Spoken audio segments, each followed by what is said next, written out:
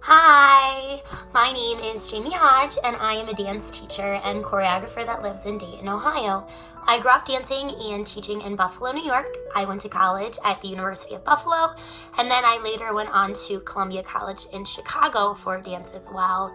After that, I began working for Star Power and Next Star, and moved up to judging and teaching master classes with Next Star as well.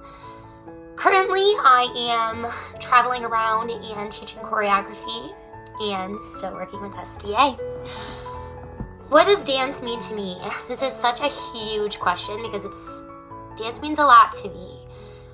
When I was little and I lived in Buffalo and lived with my parents and everything like that, I didn't have the easiest upbringing that children usually have. I was faced with a lot of hardships that usually adults only deal with. So for me to be dealing with that as a child was very difficult for me. Dance was my outlet, and going to the studio was my happy place. Movement was my happy place. Telling a story was my happy place. As I grew older and things got more positive in my life, unfortunately because of the things that I dealt with when I was a little girl, I grew to have a lot of anxiety and depression. So working through that, dance became more of a therapy. So not only was it an outlet, but it also became a way of therapy for me. To be able to tell a story and to be able to tell your feelings through movement is so huge.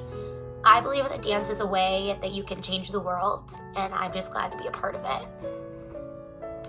The piece that I chose to send you guys today is called Cyberbullying, and it was choreographed back in 2015, and it won the 11 and Under Choreography Award in Atlantic City, I believe, for Star Power Nationals.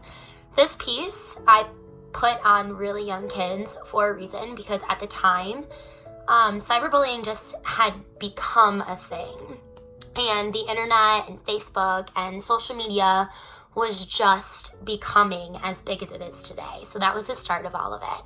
And I wanted my little kids to understand what cyberbullying was. And we sat down and we really discussed it. And we discussed about how bullying is such a big problem in today's world, and was back then as well. But also because with social media happening, that it was a different way that people began bullying people. And I didn't want my kids to be a part of that. I didn't want my kids to become a victim of that. So I tried my hardest to teach them through dance and through movement and through the storyline that cyberbullying just isn't acceptable. This piece, we worked on it for a whole year, and we competed with it and we won with it, which was really exciting for them as well. But it was more than just about winning. I wanted to take a story about something that was so huge in the world at the time and be able to portray it to an audience, to judges, to more than just competitions, but it's an art form, it's a story. So I wanted to get it out there that cyberbullying just isn't acceptable. And it really was a moving piece. It was moving not only for children that were going through that, but for adults too. And the music that I chose was very uplifting, but also very good at getting the message across.